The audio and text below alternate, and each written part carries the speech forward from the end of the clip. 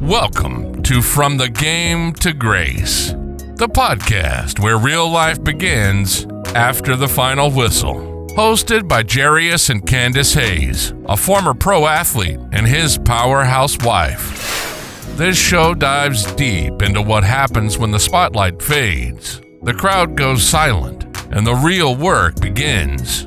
It's not just about football, it's about faith, identity, marriage, mental health, family, and learning how to grow through what you go through. From championship dreams to personal heartbreak, Jarius and Candace don't just talk about it, they've lived it. So if you're navigating a new season, wrestling with purpose, or just trying to hold it all together, you're in the right place. Let's get real. Let's heal. This is From the Game to Grace. All right, we are here from the Game to Grace, and I have a special guest here. The special guest is Desiree, which is my oldest daughter, and we're going to go ahead and dive in here. We're going to talk about the actual, from 29 years ago until now, how we actually got here and what are we doing now. So we're talking about a daughter's journey coming up with a bonus parent blended family, and now that she's become a mother herself, how does all of that play in a role now that she's now a mom herself? She has 3 children, she's married and raising 3 children with her husband, and just looking back on looking back from like when you were 4 years old, like what was your thoughts? What was your thought pattern back when you were 4 years old when I was just about to marry Jarius? What was that thought process like for you? Did you think that I was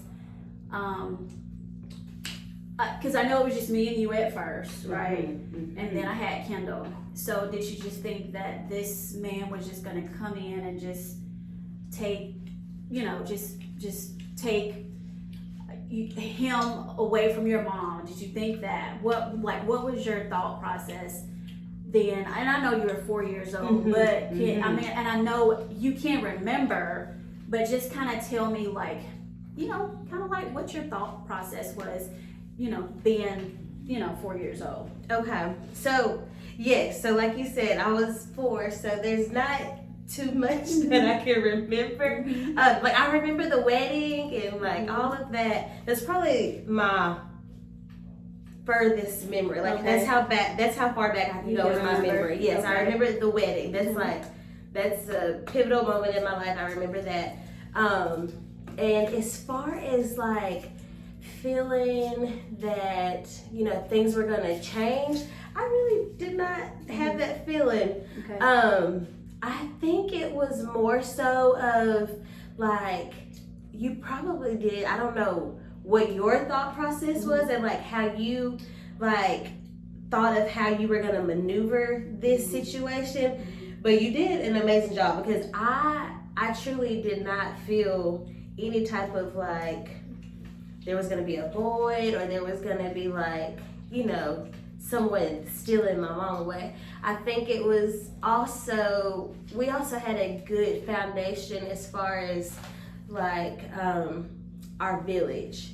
And so I also had granddaddy, which is, your dad. And so I don't know if I was, I don't know if I really like cared. Right, yeah. Because I had no way to put it. Okay, because I mean, you know how grandchildren are with their grandparents. Yes. And so that was probably a distraction. I don't know, but look, I have my granddaddy. That's it. That's right. Mm-hmm. Yeah. So, yeah, and that was my father, my late father. He was just like. He was like everything to all of us. So he was, if we called him to say, hey, can you do this and this and this? And he'd be like, what is it now? What you need? So he was there He would fuss, but he would show up every time. Yes, he would. So yeah, that is that. So as far as the relationship with you and Jarius, and over the years, what milestones and things shifted, like your teen years, your marriage, and your motherhood? Can you kind of talk about that? Can you kind of talk about, from being 4 years old to preteen to teen to now adulthood and now to motherhood? Like what like how did y'all's relationship kind of, So I think from probably like the start of things, so we were in Alabama at first. Right. And so the start of our relationship had to start in Arizona when we moved away from our family and like what we knew. And so that probably put us in a space of like having to learn each other. Like, this is your new life. This is, but at the time, I didn't find it strange. I felt I was probably young enough to be like, oh, this is my dad. And I know that like we call it bonus dad now, but like he's always just been my dad. Yeah, and that was one. And that was one of the things that I did not. That was just I don't know, like that step parent, like that's your stepdaddy. We didn't say that in our house, because someone that's taking on a responsibility for a child, I think they need that utmost respect as well. So we did that. That wasn't a word that we used in our household at all. Especially if they want it, like, right? Yeah. Like he came in knowing that he was filling in this role for father figure, and to be the ultimate like that person, that father figure. So yeah, that was, y'all did a good job with that too. Just that's dad. That's always been dad. And so some of the like emotional echoes of a blended childhood, is there anything that you feel like that was unresolved, misunderstood, or something newly clear now that you're raising your own children? Like, do you feel like that? I think since having my own kids, it's like I can't imagine them calling anybody else dad. And so like in my adult years, I've like kind of revisited my childhood, saying like, dang, that is crazy. Like I never ever once felt like I had any type of void. Like I don't feel like there was anything ever missing. And that was just the foundation, I think, that came from the root of like what y'all were on, what y'all built. Like it is what it is. So yeah, I have revisited that a lot. Just wow, like I did not ever miss anything, and like never missed a beat. And so yeah, from childhood, from like when we first became a family, and then teen years, I probably like talk to dad more than I talk to you. Yeah. And so here's the thing about that. Like, I guess I would kind of like fly off the handle, with stuff. She was the disciplined person. Yeah. Yes. So I think he was more so the more calm, laid back and relaxed. Like if you come in with me like talking like something crazy, I'm just gonna clap back like real hard. And I think that's what I did. But I mean, they turned out okay. We good. So yeah, the teen years, that was that, and then going into adulthood is so funny because like you hear it all the time, like a daughter's first love is her father, and like what she falls in love with, it echoes what the type of love that she was given, and it's so crazy that my husband and dad, I mean, they're pretty much the same person. Two pretty cool people. So yeah, I would say that's just kind of my, I don't know, that's just my view of things from childhood to adulthood. Okay. So it's just humbling, to kind of hear you, talk about, some of these things. And now that you're a woman, you're a whole woman, you're a mom, you're a wife now. And I'm just so grateful, Desiree. I'm so grateful to just even do this short little segment with you. It's cute. Yeah. So the next half of the segment is going to be the guys. It's going to be Jarius and Martez. So we will. So this is a kind of like a two-part video episode. So what's our takeaway from this? So our takeaway would be moms be open, single moms be open to loving yourself first, your kids, and then be open to like letting love come in, and don't be afraid to let the right person love your babies. Yeah. And that's really key. And I think that was the most crucial thing, that I had, because, when Jarius first came into my life, I told him, I was like, right now I'm not looking for anything, we can be friends or whatever. I don't want to dive into no relationship. My main goal is my two children. And I'm not playing any games, I have to stay focused. And I was really trying to live day to day, just making sure that they had everything they needed. And it was just, that was just a challenge just for me by itself, because I was a single mom. So, anything other outside of that, it just wasn't going to be in my daily routine. So, and that's what I would say. I would say just, have discernment. Just make sure you're not, just falling for somebody just to have a man. And that's key. Make sure whoever that person is, he's gonna love you and your children just the same. If you are a single mom, let them know, hey, this is a package deal, and if you can't accept the package deal, then I don't think, this will probably be, right for us, and not waste time. You could be using your time to do something else. So I think that's the takeaway, with this half of the episode that we have, and stay tuned to the next half of the episode. So we'll talk to you guys later. Thank you so much for joining us. Bye. Bye. Welcome to From Game to Grace. I'm your host, Jarius Hayes. And today I have a special guest with me, Martez Cole. And today, on this episode, we'll be talking man to man. And we'll be talking about blended families. We'll be talking about fatherhood. We'll be talking about the different dynamics that make up families. So I think this will be a great conversation. And if you know anybody, subscribe to our channel and tune in. And I think you'll be blessed from it. And I want to start out by asking a question to you, Martez.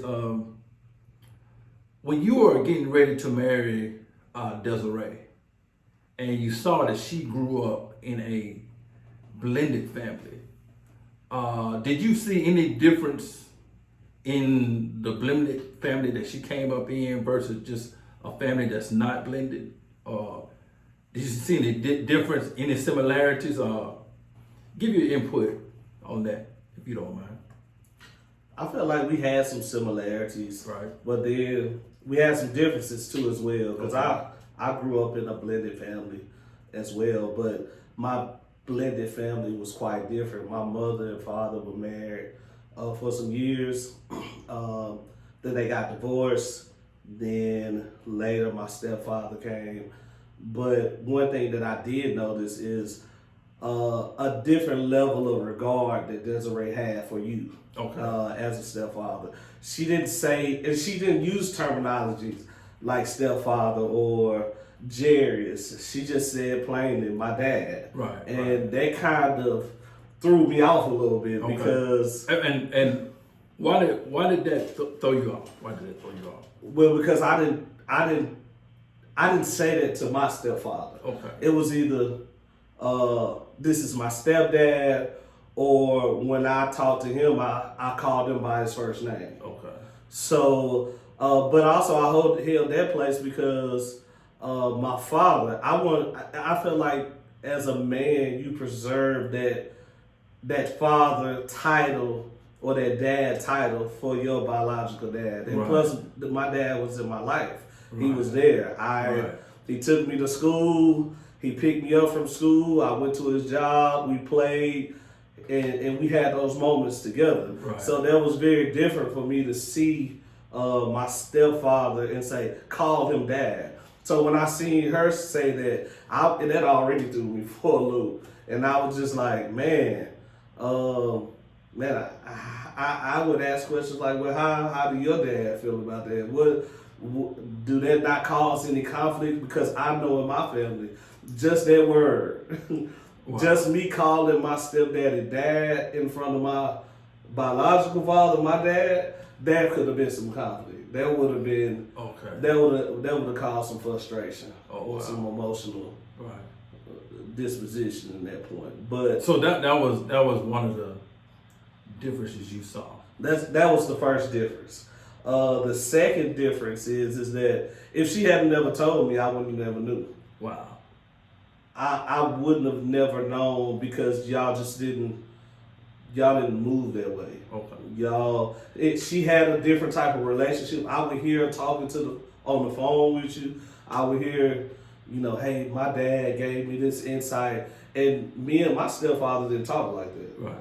We didn't have that type. Right. It was like, hey and bye, thank you. Can you help me with this? I got you. And we were on our way. And we just didn't have those moments like that at that period of time in my life. Okay. And, when I married my wife and she had, 2 kids, my intent was to make the transition from her and the kids, and once we got married, now bringing my wife and her kids into the marriage, into the family, I wanted that transition to be smooth to where, cause they were still young, and I wanted to be comfortable for the kids to now be in this family.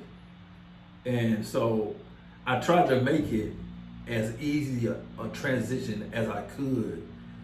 And I never asked her to call me dad. Mm-hmm. I never asked her to do that. That was something that she decided to do. And so, and I was just curious on, did you see any differences in her coming from a blended family versus a non-blended family? Did you see what may have stood out?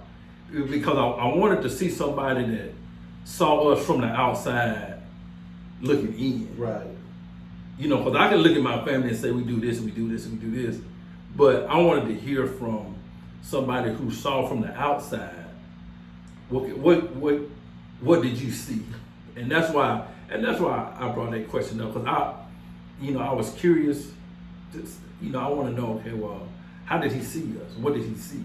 And that's one thing though that the reason I said I couldn't really tell the difference is because, man, some stepfathers don't treat their stepchildren like their own all the time. Right. And I always felt like, man, he treated her like that was his very own daughter. And sometimes people can kind of be reluctant or kind of be like, I accept them and I try to treat them like their mom, but then you can always see there's some challenges or barriers, and I didn't see that. And that was my intent. I said I want to treat them like they're my biological children. I didn't know at what level that I may have succeeded at doing that, but when people say, I thought that was your biological child, not as a diss to her biological father, Mm-hmm. but to the fact that you treated her like she was your biological. You know what I'm saying? And that was my intent from the beginning, because I feel like the kids are innocent. I feel like the kids came in to this blended family. They're innocent, so my intent was to do everything I can to make them feel as comfortable as they could. You see what I'm saying? Yeah. And so, but that was good insight, because you're right. Unfortunately, a lot of fathers and even mothers, they don't treat their blended family children like they do their biological children. And I think too, it goes another way, and I can say this from a little bit, and I know we'll probably get there shortly. Mm-hmm. But Desiree received you differently. Okay. Like children have a receptive tolerance, I would say, in the beginning. Right. And I think it's not always the parent not trying to treat them any different. It's just that it's hard for them to break through of their child accepting them in that manner. Okay. So that's one thing. That's a different the way you treated her, but also the way she accepted you. Right. As well. All right, Ted. Seeing that you came from a blended family, what insight can you give to those who are watching or listening about your experiences coming up, in the blended family? I came up in a blended family. I'm married to a blended family, so I have some experience as well. But what's your experience and insight in a blended family? I think from my experience, it was different, and I want to try to convey it the best way possible. It's just like really understanding what a stepfather goes through. And also like a father that tries to be present as well. Right. How to collaborate, how to make sure that everybody is well in what they're doing. And when it comes to a blended family, I really began to give and have a lot more respect for my stepfather. I'm trying to understand how to navigate through children that may not want you there, that may not like you at that moment of time, but also how to try to straddle a line and a fence to make everything comfortable, a transition well, but also keep conflict down. And let me say this. And you have to realize, like, when blended families come together, like let's say the husband has children or the wife has children coming in, the adjustment for the children is not easy. So it might be a time where they really don't want to be a part of this. Right. I mean, we can sit here and say a blended family, everything went cool. That's not necessarily the case, because, children get used to a certain way of living, being around certain people. And, in a lot of cases, the children didn't want to have nothing to do with a blended family. No, not at all. They really didn't. And so, and for a lot of people, coming up in a blended family was not a good experience. And so we just wanted to kind of just bring up some things. Martez, seeing that you came from a blended family, can you give us some insight on your experience, and maybe what can you say to kind of give some insight or some encouragement to those who have a blended family to this day? I would just say, try to find common ground. Mm-hmm. Try to reconcile and understand and see the bigger picture. Just from growing up, I know that, it was difficult, not only for just my father and my mother, but I could see it being very, very difficult for my stepfather. First, trying to make an easy and smooth transition, but also trying to navigate with children that, that is not easy with, that may not like you at that time, that may be trying to do everything to make this transition hard. So just being reasonable, just being adults and finding that common ground, because it's difficult. Transition and blended families are very, very difficult. It really is. And I'll say this, a lot of times when you have blended families, the kids in a lot of cases don't want nothing to do with it. No. And you gotta realize that could be so hard for them, because the husband and the woman and the man get married, they fine. But what about the kids that you blended into this family?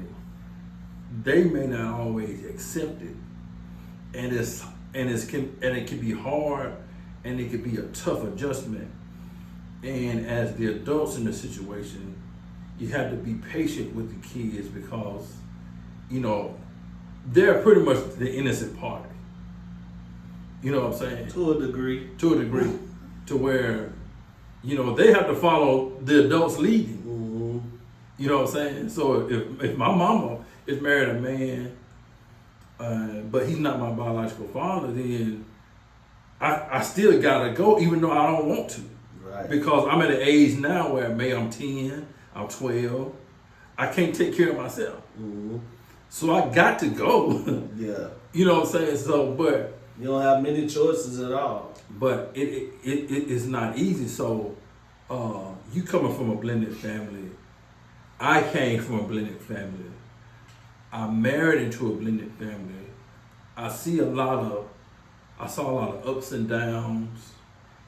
But a blended family could be a blessing if everybody is on the same page and they work together. It don't have to be drama.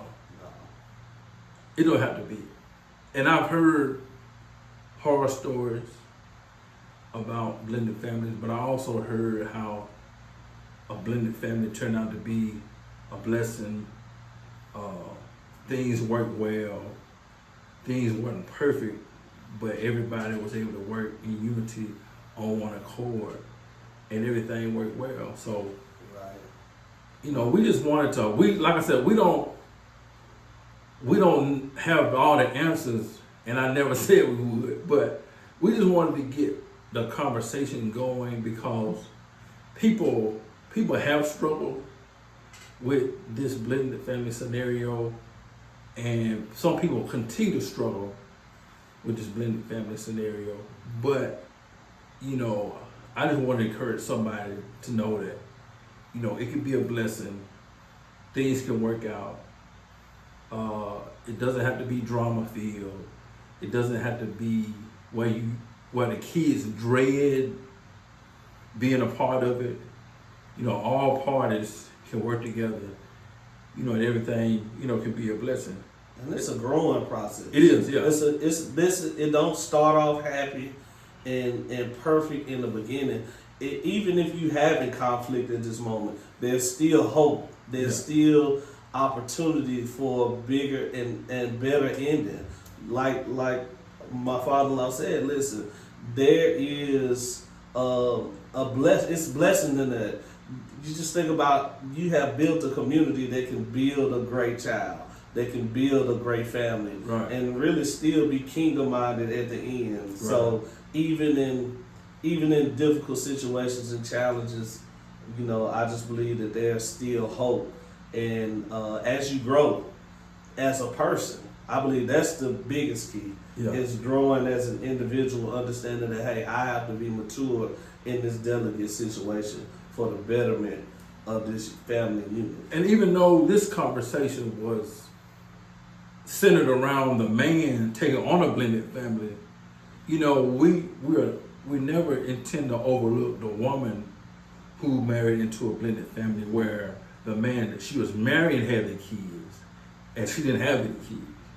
And so now she having to come in and love the kids that are not biologically hers. And that could be even a different animal. Yeah, a whole different. You know what I'm saying? So, I think next time or in the future, we will, instead of from a father's perspective, we would like to get it from a mother's perspective. Okay, well, how do you handle having to marry? How do you handle marrying a man who has kids that he's going to bring into the marriage? How do you love them? How do you discipline them? How do you talk to them? What do you expect from them? And it's not easy on her side, just like it's not easy on the man's side. But you have to marry into a blended family. I truly believe, man, you are just different, and God gave you a different kind of heart to where it's not a burden to take this on. And from the outside looking in, people may say, well, ain't no way I can marry a woman that already had kids. Or vice versa, as a woman, women can say, I don't know how in the world you could marry a man that already has kids. You know what I'm saying? Because from the outside looking in and from their vantage point, they're like, okay, I couldn't handle that burden. Yeah. Gotta be grace. It gotta be grace. But my thing is, I never focus on it being a burden. I just focus on it as being something that a responsibility that I took on. And my focus was just loving the kids and not the burden of having to raise the kids. Mm-hmm. If you focus on the burden of loving the kids like they're your own, and not focus on the burden of responsibility, it'll make things flow better. Right. You know what I'm saying? Right. So, I guess I don't know if you had any more questions, but you did bring something to my mind, right, for me to ask. So, even in the dating period with Miss Candace, right. So, and you knew that she had children, right? How did that work with building a relationship with them, or did y'all even attempt to have that moment of saying introducing? And that's a good question, because I never remember her introducing me, or we didn't really on purpose. I didn't really on purpose. She didn't really on purpose introduce me to the kid. It just kind of organically happened. Okay. You know what I'm saying? Like, and you got to realize our relationship, a lot of things, I don't know how to explain it, but a lot of things just happened and it worked out. Mm-hmm. You know what I'm saying? We didn't have nobody talking to us about anything. We didn't have nobody counseling us. It's almost as if God said, I'm gonna put y'all together and everything gonna work out. Okay. Because it's a lot of things that I look back on that I did that I had no idea I was doing at the time. Mm-hmm. You know what I'm saying?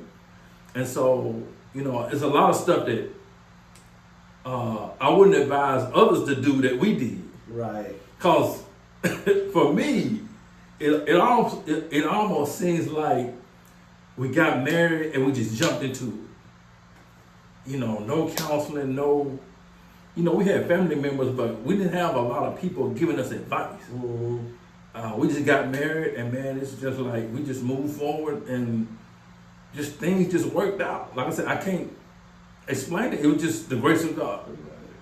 He was with us, and he was leading and guiding us. And a lot of things that I did and a lot of things that worked out, it was just the grace of God. That's all I can say about it. And you want to have, like I said, any relationship that you enter into, you want it to be God ordained, so to speak. Right. When your relationship is God ordained, then I think everything else will take care of itself. You know what I'm saying? So, it'll take away the struggle. It'll take away the feeling of it's a burden. Wow. Because if God put you together, you know what I'm saying? Just know God, He'll lead you and guide you in what you got to do to make things smooth and successful. So It'll make it all work out. yeah, and so, but it wasn't no formal. Okay, y'all, this is this is Jarius and blah blah blah. It wasn't none of that, man. It was just The reason I asked that because Yeah. I remember my mom saying, "Hey, this is Marcus," Yeah. and I remember saying, "No," and doing something Well, malicious right, as right, a little right. kid. And the thing is, and I think, and I say this time and time again, I think what helped our transition was the kids were so young. Mhm. Desiree was, I think, 3, 4, somewhere along in there, and Kendall was real young, and so they were so young. It really didn't. Kind of made it like you was already a family. Right, it really didn't. Right. It wasn't no issue Right. because they wasn't at an age to where it really mattered. Mhm.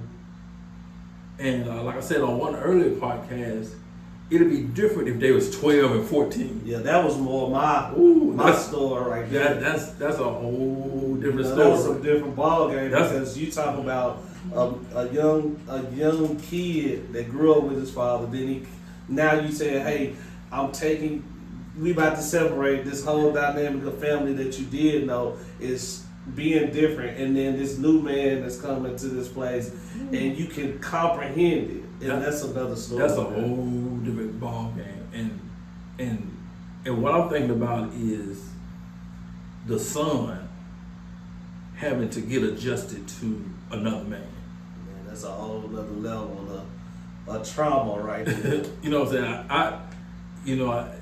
That's, you know what I'm saying? That I'm thinking about that. The son having to get adjusted to another man, and so, and like I said, blended families, they can be challenging, but by the grace of God, everything, can work out fine.